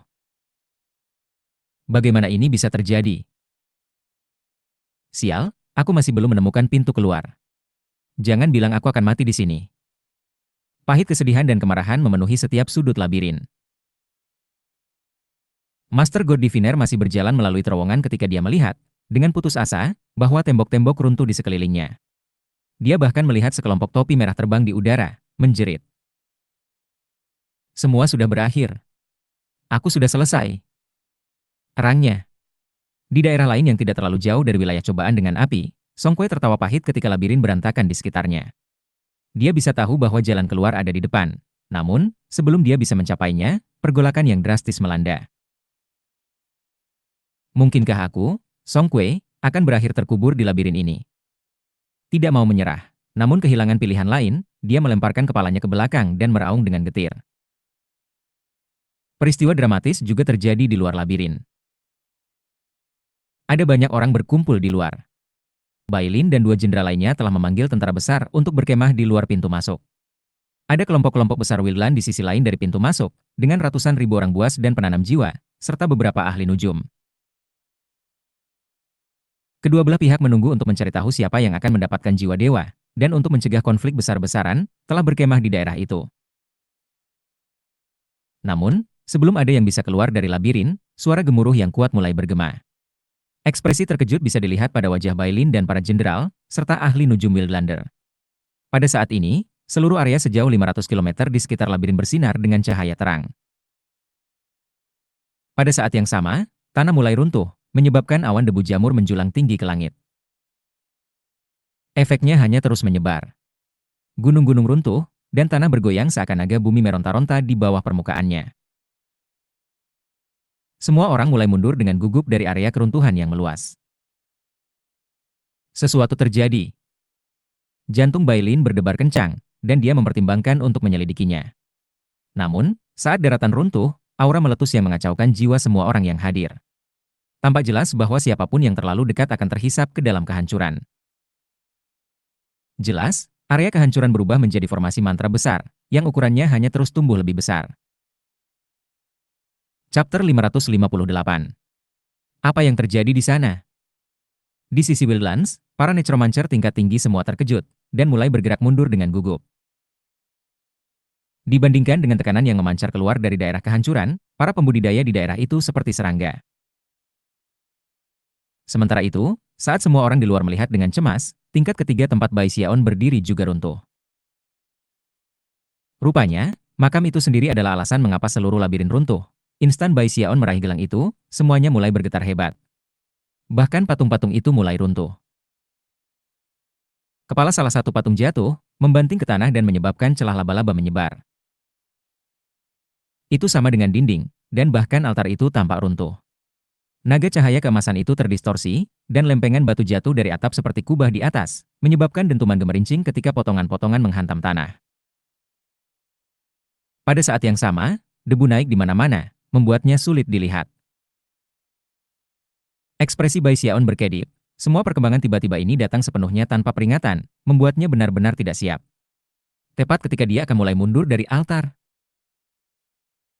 Di area di sebelah kiri altar, dekat salah satu sudut makam, cahaya teleportasi berkilau, dan sosok merah, bayangan muncul. Beberapa saat kemudian, Patung terdekat mulai runtuh, menyebabkan sosok bayangan itu mengibaskan lengan baju dan membuat patung itu menjadi puing-puing. Saat debu berterbangan, sosok bayangan mulai melaju ke arah Bai Xiaon dan altar. Bai Xiaon segera mengenali siapa yang telah berteleportasi ke dalam ruangan. Nyonya Merah Debu. Ekspresi Nyonya Merah Debu suram, dan matanya terbakar amarah. Sama seperti Bai Xiaon sebelumnya, dia agak bingung. Dia baru saja menyelesaikan persidangannya dengan api, dan kemudian dipindahkan ke tempat ini untuk menemukan semuanya runtuh. Meskipun dia tidak yakin apa yang sebenarnya terjadi, ketika dia melihat Bai Xiaon dan gelang yang akan dia masukkan ke dalam tasnya, dia tahu itu adalah jiwa dewa. Pada saat itu, semuanya diklik. Dia belum menempati posisi pertama, Bai Xiaon. Dan dia telah mencapai jiwa dewa di hadapannya. Sungguh kurang ajar. Teriaknya. Kamu bahkan tidak memenuhi syarat untuk menyebut nama Nyonya Merah Debu. Beraninya kamu mencuri harta makam, Bai Xiaon. Apakah kamu memiliki keinginan mati atau sesuatu? Matanya menyala dengan niat membunuh, dan ketika suaranya yang tajam menusuk telinga Bai Xiaon, rasanya seperti pedang merobek otaknya. Dia terhuyung mundur seolah-olah dia dipukul dengan palu, darah mengalir keluar dari sudut mulutnya. Dia tiba-tiba merasa ki dingin membeku ke dalam dirinya, menyebabkan tulang belakangnya melengkung. Menggigil, dan pupil-pupil, dia menyadari pada saat itu bahwa dia hanya beberapa saat lagi dari kematian. Aku sudah selesai. Kaput. Dia tahu persis seberapa banyak Wildland membencinya, dan ingat Nyonya Merah Debu sendiri yang menyatakan hadiah di kepalanya tepat di luar tembok besar. Cara dia menatapnya sekarang, sepertinya dia ingin memakannya hidup-hidup. Di saat krisis yang mematikan itu, pikirannya berputar untuk menghasilkan sebuah ide. Gagasan itu muncul hampir seketika, dan tanpa ragu-ragu, dia mengulurkan tangan kanannya untuk menghapus beberapa teks dari prasasti batu. Tujuannya adalah menghapus teks tentang kutukan itu, tetapi dari apa yang Nyonya Merah Debu katakan, dia dengan segera berusaha menghapus semua kata-kata itu. Matanya melebar, dan dia melambaikan tangannya, mengirimkan embusan angin untuk membanting ke arahnya. Big SIS Red Dust, biar aku jelaskan. Namun, darah menyembur keluar dari mulutnya ketika dia jatuh menjauh dari prasasti batu. Namun, karena dia sudah sangat dekat, dia masih berhasil menghapus satu baris teks itu. Tampak jelas bahwa dia sedang berusaha untuk memenangkannya, yang merupakan satu-satunya pilihan yang dia miliki saat ini. Pada saat yang hampir bersamaan saat Bai Xiaon terbang menjauh dari altar, pukulan Nyonya Merah Debu mendarat, dan altar itu hancur berkeping-keping, meninggalkan prasasti yang melayang di sana sendirian. Beberapa puing terbang mengenai Bai Xiaon, menyebabkan lebih banyak darah menyembur keluar dari mulutnya. Dia mencoba membunuhku. Bai Xiaon gemetar ketika dia melarikan diri, tidak bisa berhenti memikirkan fakta bahwa dia pada dasarnya terjebak di sebuah ruangan kecil dengan Nyonya Merah Debu. Dia seperti naga yang mengamuk dan meledak, dan dia seperti kelinci kecil. Tidak mungkin dia akan tenang, dan jika dia memukulnya dengan pukulan mematikan, dia akan terbunuh seketika. Dia sudah menyesal mengambil jiwa dewa, dan menyesali semua yang telah dilakukannya dalam uji coba peningkatan roh. Bagaimana dia bisa tahu bahwa dia akan menempati posisi pertama? Mari kita berharap bahwa rasa ingin tahu Nyonya Merah Debu menjadi lebih baik darinya, dan bahwa dia memahami fakta bahwa aku akan menghapus naskah pada teks, lalu menyelesaikan pekerjaan. Berulang kali, dia berdoa dalam hati agar hal itu terjadi. Aku benar-benar tidak mengambil posisi satu dengan sengaja. Serunya dengan suara gemetar. Big SIS Red Dust, kamu harus percaya padaku. Bahkan ketika altar dihancurkan, dan retakan menyebar ke prasasti batu apung, Nyonya Red Dust muncul di depannya. Ketika dia mulai membaca apa yang tersisa dari teks itu, matanya membelalak, dan dia sepertinya lupa menggambar kekuatan basis kultivasinya. Melihat bahwa Nyonya Merah Debu telah terganggu oleh prasasti batu, Bai Xiaon segera mulai bergerak cepat, mencari jalan keluar. Namun, bahkan ketika kuburan itu runtuh di sekitarnya, tidak ada jalan keluar untuk ditemukan. Sialan. Di mana pintu keluar? Pasti ada satu di sekitar sini. Jika Kaisar Agung generasi kedua pergi ke masalah memberi seseorang jiwa deva, dia harus memberikan jalan keluar juga. Kalau tidak, apa gunanya? Mata Bai Xiaon benar-benar memerah. Akhirnya, dia berteriak dan menggunakan heks kematiannya.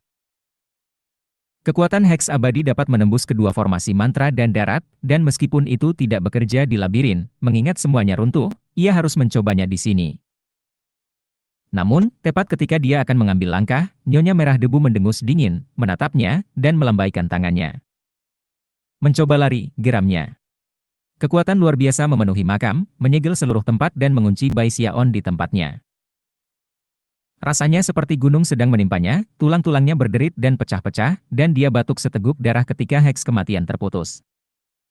Syukurlah, dia memiliki tubuh kedagingan yang kuat. Sebelum hal lain bisa terjadi, dia membuang setumpuk item sihir yang ditingkatkan. Ada puluhan, beberapa dari mereka dengan peningkatan roh 3 kali lipat, beberapa dengan peningkatan 6 kali lipat. Tiba-tiba, dia meledakkan mereka, menciptakan ledakan besar yang mendorong pasukan yang menumpasnya.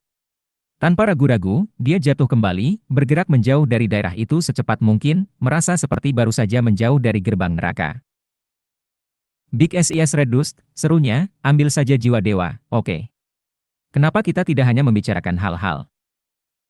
Nyonya Merah Debu berbalik untuk menatapnya. Saat ini, tidak ada waktu untuk pertimbangan yang berlarut-larut. Dia tahu bahwa Bai Xiaon telah menghapus beberapa kata pada prasasti batu, yang akan membuatnya sangat sulit untuk sepenuhnya memahami sisa isinya. Itu terutama menyangkut dia telah melihat informasi tambahan tentang bagaimana menggunakan jiwa deva, yang merupakan sesuatu yang bahkan dia belum pernah dengar. Jelas, itu adalah informasi yang tidak bisa ditinggalkan untuk dibaca orang lain. Tanpa ragu-ragu lagi, dia melambaikan tangannya, menghancurkan prasasti batu dan menghancurkan kata-kata yang tersisa di atasnya. Sudah terlambat, katanya dengan dingin. Kemudian, dia meledak bergerak, langsung menuju ke Bai Xiaon. Pada saat ini, dia punya 3 alasan untuk membunuhnya. Salah satunya adalah jiwa dewa. Yang kedua adalah untuk mencegahnya menyebarkan berita tentang informasi pada prasasti batu. Dan yang ketiga adalah karena dia membencinya. Karena itu, tanpa ragu sedikit pun dia melepaskan serangan mematikan. Chapter 559. Pada saat yang sama bahwa Nyonya Merah Debu menghancurkan prasasti batu, itu mengaktifkan beberapa mantra pembatas yang tak terlihat. Naga cahaya emas perlahan-lahan memudar tiba-tiba membuka matanya, menyebabkan semua cahaya yang keluar dari lubang di dinding tiba-tiba berubah arah dan menyapu makam yang hancur. Naga emas itu lenyap, dan dalam sekejap mata, seluruh kubur itu dipenuhi dengan sinar cahaya yang memesona dan berwarna-warni. Sebagian besar dari mereka mendarat di Nyonya Merah Debu, menyebabkan wajahnya jatuh. Cahaya memiliki beberapa kekuatan korosif yang langsung melarutkan pakaian Nyonya Merah Debu, mengungkapkan kulit putih susu. Kemudian, titik-titik merah bercahaya muncul pada dirinya yang mulai memakan kulitnya, serangan korosif yang membutuhkan kekuatan basis kultivasi untuk bertarung melawan. Benda-benda magis tidak berguna melawannya, dan karena itu, Nyonya Merah Debu melambaikan tangannya dalam upaya menghancurkan lubang pemancar cahaya. Namun, tidak ada yang berhasil, dan dia dipaksa untuk hanya mencoba menghindari sentuhan cahaya. Bai Xiaon terkejut dengan semua ini, tetapi tidak berminat untuk melirik tubuh Nyonya Merah Debu yang lebat. Beberapa cahaya yang terbang di sekitar ruangan juga mendarat padanya, meskipun efeknya tampak agak ringan. Kutukan itu. Itu kutukan. Aku menghapus satu baris teks, tapi Nyonya Merah Debu jauh lebih bersalah. Hah, lengkungan kaisar itu cerdas sekali. Bai Xiaon merasa sangat bangga pada dirinya sendiri, namun, sebelum dia punya banyak waktu untuk menertawakan, kabut merah muncul di sekitar Nyonya Merah Debu, dia melemparkan set lain pakaian terus, dan kemudian mulai mempercepat ke arahnya.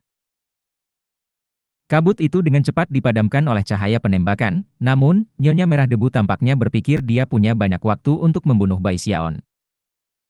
Mata Bai Xiaon melebar, dan dia menjerit ketakutan. Kutukanmu tidak berfungsi, lengkungan kaisar generasi kedua. Dengan itu, dia melesat maju dengan ledakan kecepatan lain, menjadi serangkaian bayangan saat dia melarikan diri dari Nyonya Merah Debu. Namun, Nyonya Merah Debu adalah dewa, dan bahkan upaya kasual di pihaknya adalah sesuatu yang orang seperti Bai Xiaon, di lingkaran besar panggung Gold Core, tidak berdaya untuk bertarung melawan. Ledakan terdengar, dan darah menyembur keluar dari mulut Bai Xiaon. Keputusasaan memenuhi matanya, jika dia tidak bisa menemukan jalan keluar, dia akan terbunuh di luar bayangan keraguan. Kamu terlalu lambat, Nyonya Reduced berkata dengan dingin. Dia mengambil langkah maju yang tampaknya secara bersamaan meregangkan dan mengecilkan ruang di sekitarnya. Jelas, dia akan menempatkan dirinya tepat di depan Bai Xiaon. Rambut Bai Xiaon berdiri tegak saat dia mundur, menjerit lagi. Namun, pada saat itulah makam mulai bergerak bolak-balik bahkan lebih dramatis dari sebelumnya. Hampir semua patung di sepanjang dinding sekarang hancur berkeping-keping. Selanjutnya, ledakan kekuatan teleportasi tiba-tiba muncul. Jelas, formasi mantra teleportasi diaktifkan. Efeknya tidak terbatas pada makam. Di dunia percobaan oleh api, serta di terowongan labirin, kekuatan teleportasi mulai menumpuk. Jelas, teleportasi hanya beberapa saat lagi. Ketika itu terjadi, semua orang di dalam akan diteleportasi. Sampai saat ini, pintu keluar sudah terbuka. Bagi semua orang, kesempatan untuk pergi berarti kesempatan untuk bertahan hidup. Tapi itu bukan kasus Bai Xiaon.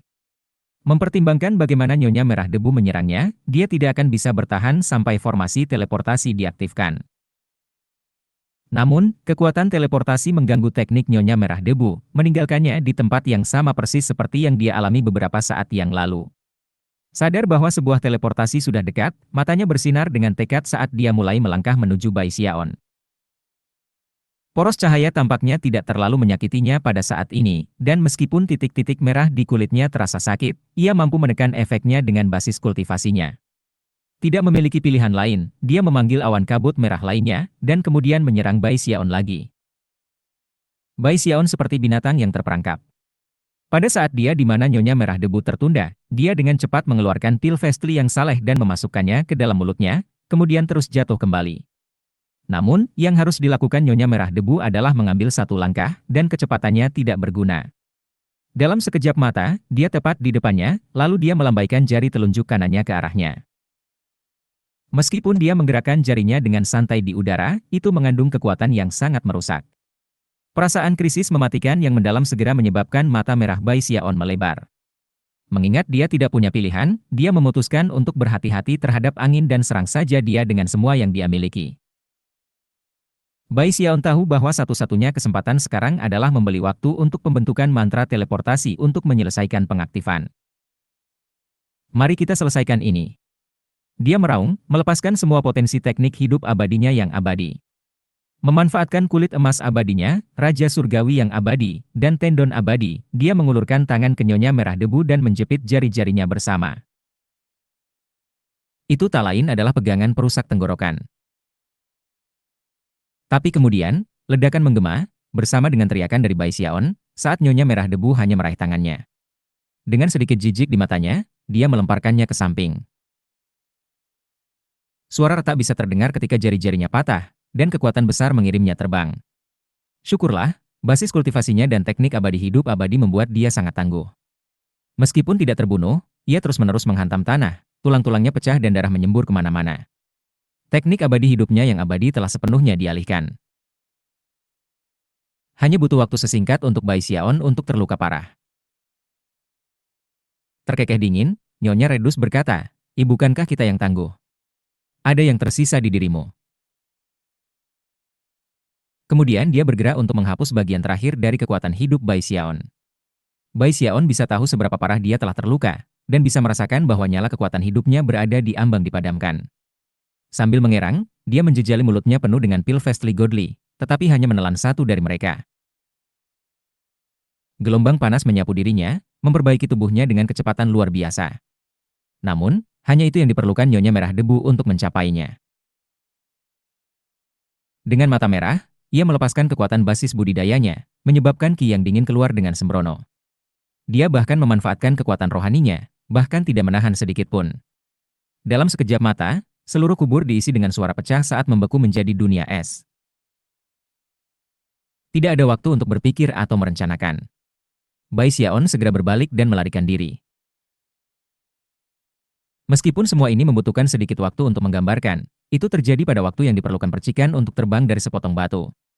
Mata Nyonya Merah Debu berkedip-kedip dengan cemoohan. Dia bisa mengatakan bahwa Bai Xiaon sedang mencoba untuk membeli waktu. Namun, masih yakin bahwa bahkan masih, dia akan dapat menghancurkannya sampai mati. Saat ki dingin menusuknya, dia melambaikan tangannya, menyebabkannya remuk dan bubar. Kemudian dia mengulurkan tangannya, menusuk udara untuk muncul tepat di depan Bai Xiaon. Dia berencana mengakhiri hidup Bai Xiaon pada saat itu, tetapi sebelum dia bisa, poros cahaya menghancurkan kabut merahnya, memaksanya untuk memanggilnya lagi.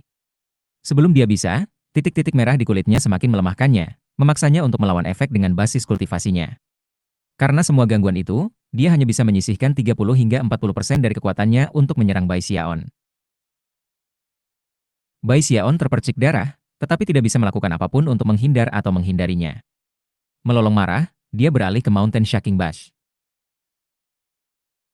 Ledakan terdengar, bersama dengan lolongan menyedihkan saat Bai Xiaon terlempar ke samping lagi, di mana ia menabrak dinding yang runtuh. Hampir semua tulang di tubuhnya hancur, dan nyala kekuatan hidupnya sekali lagi didorong ke ujung dipadamkan. Namun, hampir tidak ada waktu berlalu sebelum dia menggigit salah satu pil Fastly Godly yang dia taruh sebelumnya. Kehangatan menyebar melalui dirinya lagi, menyembuhkannya hampir seketika. Bahkan ketika Nyonya Merah Debu mendekatinya lagi, dia menarik ke samping dengan gaya yang hidup, menyebabkan alisnya berkerut. Mendengus dingin, dia sejenak berhenti khawatir tentang titik-titik di kulitnya atau kabut merah, dan melepaskan pukulan besar ke Bai Xiaon.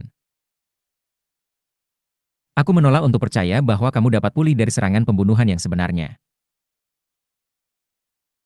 Gambar besar tangan ilusi mendekati Bai Xiaon, menyebabkan udara berputar dan memutarbalikkan dan melepaskan energi ledakan ke segala arah.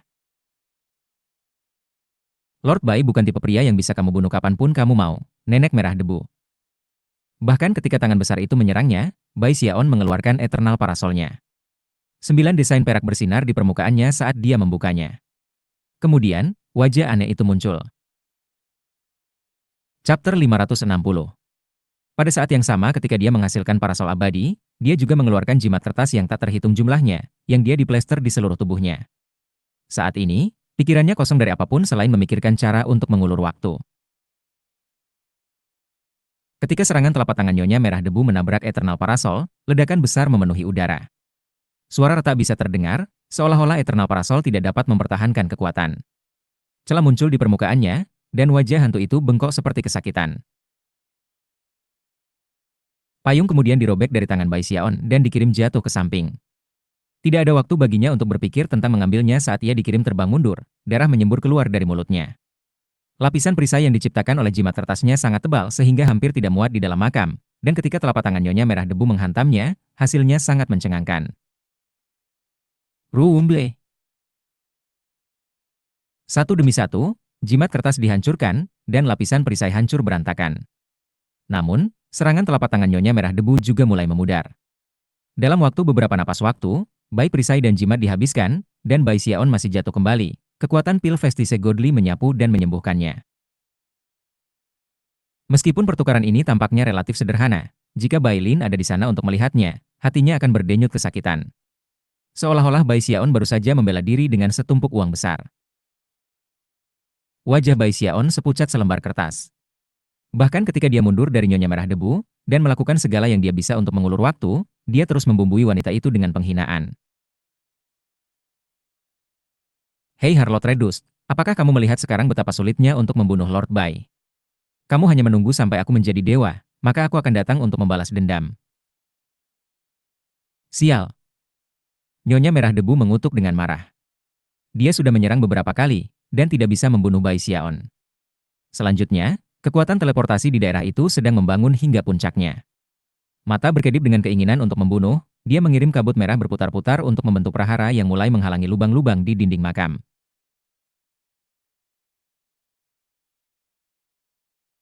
Meskipun kabut cepat terkorosi, itu memberi Nyonya Red Dust beberapa napas waktu bebas dari poros cahaya yang dia butuhkan untuk membangun kekuatan penuh dari basis kultivasinya. Kemudian, dia bersiap untuk melepaskan pukulan yang dia yakin akan membunuh Bai Xiaon. Dia sudah lama memperhatikan bahwa berkas cahaya tidak mempengaruhi Bai Xiaon, namun sangat mengganggu dan berbahaya baginya. Jelas, dia telah jatuh ke dalam perangkap yang diletakkan oleh Bai Xiaon, yang semuanya berpusat di sekitar naskah pada prasasti batu. Setelah memblokir lubang di dinding, mata Nyonya Merah Debu berkilauan, dan dia mengambil langkah ke arah Bai Xiaon. Ketika kakinya jatuh, udara di sekelilingnya tenggelam, menciptakan sesuatu yang tampak seperti mulut yang besar dan menyeramkan. Kemudian, gaya gravitasi yang kuat melompat keluar, meraih Bai Xiaon dan menyeretnya ke mulut. Bai Xiaon takut keluar dari pikirannya, dan dengan cepat melakukan gerakan mantra dengan kedua tangan. Lalu dia melambaikan jarinya ke mulut dan berteriak, "Water Swamp." Tiba-tiba, seluruh makam berputar dan terdistorsi saat uap air bergolak kemana-mana, mengubah seluruh area menjadi rawa berair. Selanjutnya, aura mengerikan meletus, sesuatu yang sepertinya berasal dari zaman purba. Waktu dan ruang sama-sama tampak terpengaruh, seolah-olah seluruh area di dalam rawa itu sekarang ada di zaman kuno. Murid-murid Nyonya Merah Debu mengerut. Sebelum dia bisa melakukan apapun, Bai Xiaon berteriak, "Kerajaan!" Seketika, 5 paku seperti gunung mulai naik dari dalam rawa berair, melesat lurus ke arah Nyonya Merah Debu. Namun, Bai Xiaon bahkan tidak berhenti sejenak. Melompat ke udara, dia meraung, Living Mountain Incantation. Setelah secara langsung berubah menjadi golem batu setinggi 30 meter, ia bergabung dengan paku Water Swamp Kingdom dalam serangan tanpa ampun pada Nyonya Merah Debu. Menanggapi kerajaan Water Swamp, mata Nyonya Merah Debu bersinar dengan cahaya yang aneh. Namun, sesaat kemudian dia tertawa dingin. Teknik magis yang sangat misterius. Aku tidak yakin dari sekte mana kamu berasal memiliki wali binatang roh suci seperti itu. Sayang sekali. Kamu tidak bisa memanggilnya sepenuhnya. Dan bahkan jika kamu bisa, aku tidak akan memberi kamu waktu untuk melakukannya. Pertama, aku akan membunuh makhluk ini, lalu aku akan membunuhmu. Bahkan ketika kata-kata itu keluar dari mulutnya, Nyonya Merah Debu melakukan gerakan mantra dan mengirim kabut merah keluar dari telapak tangannya. Dalam waktu singkat, itu berubah menjadi tombak merah panjang yang dia dorong, bukan ke arah paku yang masuk, tetapi ke tanah tempat rawa berair yang sebenarnya berada. Tombak merah menusuk ke arah ruang di bawah, menusuk ke dunia apapun yang ada di bawahnya, dan makhluk di dalamnya, makhluk yang bahkan Bai Xiaon tidak pernah lihat. Selanjutnya, raungan kemarahan bergema keluar dari bawah, menyebabkan tombak Nyonya Merah Debu hancur. Bahkan mulut seram yang dia bentuk dengan teknik magisnya runtuh. Pada saat yang sama, paku 5 gunung seperti terus melonjak dari bawah. Itu tidak lurus, melainkan agak melengkung, dan jika seseorang memandangnya lebih dari sesaat, dia akan terkejut melihat bagaimana mereka menyerupai cakar beberapa binatang. Namun, mereka begitu besar sehingga cakar itu seperti gunung. Selanjutnya, makhluk itu tampaknya marah oleh Nyonya Merah Debu, dan sedang berusaha keluar dari rawa berair untuk meraihnya. Sayangnya, basis budidaya Bai Xiaon tidak cukup kuat untuk mendukung kerajaan Water Swamp. Saat tangan cakar mengulur, darah menyembur keluar dari mulutnya, dan dia menjerit ketika dia merasakan basis kultivasinya dan kekuatan kehidupannya terkoyak dengan keras. Jelas, kekuatan yang diperlukan untuk sepenuhnya memungkinkan tangan cakar muncul di tempat terbuka sudah cukup untuk melenyapkannya sampai mati. Ketakutan, dia tidak punya pilihan selain menghilangkan teknik magisnya sendiri, dan menghilangkan kekuatan kerajaan Water Swamp. Ekspresi Nyonya Merah Debu berubah menjadi terkejut ketika dia terhuyung mundur. Benda apa itu? Wajah Bai Xiaon sama pucatnya dengan Nyonya Merah Debu. Dia tahu bahwa kerajaan Water Swamp-nya kuat, tetapi tidak pernah menyadari itu sekuat ini. Cakar di salah satu tangan makhluk itu sudah cukup untuk hampir membunuhnya. Saat dia merenungkan fakta bahwa jika dia tidak hati-hati menggunakan kerajaan Water Swamp, dia bisa terbunuh, dia menggigil. Yang lebih menyedihkan lagi adalah betapa gilanya Nyonya Merah Debu yang fanatik. Apa masalahnya dengan itu? Yang harus dia lakukan adalah menindaklanjuti rencananya dan menyerang paku-paku yang seperti gunung, di mana dia bisa memblokir jalannya dan bahkan menggunakan Living Mountain Incantation-nya. Sebaliknya, kerajaan Water Swamp sekarang pergi, dan dia terjebak di tempat terbuka dalam bentuk golem batunya. Satu-satunya terbalik adalah bahwa pada titik ini, lubang-lubang di dinding telah menghancurkan kabut merah, dan poros cahaya sekarang menembak ke arah Nyonya Merah Debu. Bai Xiaon tahu bahwa waktu sudah hampir habis baginya. Karena itu, dia berteriak dan melesat menuju Nyonya Merah Debu seperti meteor. Tepat saat Nyonya Merah Debu pulih dari keterkejutannya pada makhluk besar yang baru saja disikatnya, seberkas cahaya kembali. Kemarahan segera membakar hatinya, kalau bukan karena poros cahaya itu, dia tidak akan pernah memiliki banyak kesulitan membunuh Bai Xiaon. Namun, poros cahaya, dan bekas merah yang mereka tinggalkan di kulitnya, menyebabkan rasa sakit yang hebat, dan membutuhkan upaya yang signifikan untuk menekan. Lebih jauh lagi, sedikit saja perhatian yang hilang dari dirinya dapat menyebabkan konsekuensi permanen. Bai Xiaon ternyata sangat ulet. Ditambah lagi, dia memiliki segala macam item acak dan teknik untuk membuatnya tetap berjalan. Akhirnya, Nyonya Merah Debu mengeluarkan tawa dingin, dan kemudian menatap Bai Xiaon dengan niat membunuh lebih dari sebelumnya. Kamu kehabisan waktu. Mengambil napas dalam-dalam, dia sekali lagi mengabaikan bekas merah dan mengabaikan penggunaan kabut merah untuk membela diri. Melakukan gerakan mantera, dia memanggil tombak merah panjang lainnya, dan melemparkannya ke arah Bai Xiaon. Tombak itu mengandung kekuatan sebenarnya dari dewa. Pada saat yang sama saat tombak itu terbang ke udara, Bai Xiaon menghasilkan panah. Itu adalah panah jiwa api yang telah menerima peningkatan semangat 11 kali lipat. Memperlakukan tubuhnya seperti busur dan lengannya seperti tali busur, dia dengan ganas melemparkan panah ke arah Nyonya Merah Debu. Panah jiwa api menembus udara dengan banyak suara retak, desain emas mengejutkan di permukaannya bersinar terang. Dalam sekejap mata, itu mencapai tombak merah, dan mereka berdua bertabrakan, melepaskan ledakan yang memekakkan telinga. Biasanya, tombak merah akan terlalu kuat untuk ditangani oleh panah jiwa api. Namun, pada saat itulah Bai Xiaon berteriak, meledakan.